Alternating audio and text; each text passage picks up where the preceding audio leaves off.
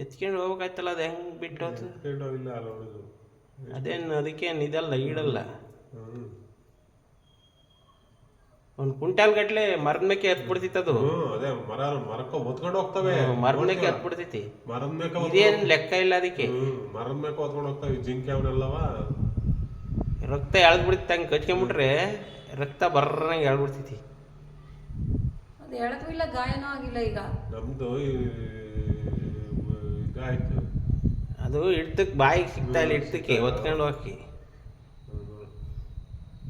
light ಹಾಕಿದ್ವಿ, ಈಗ ಬಿಟ್ಟಂಗೆ ಪಾಪ ಇತ್ತ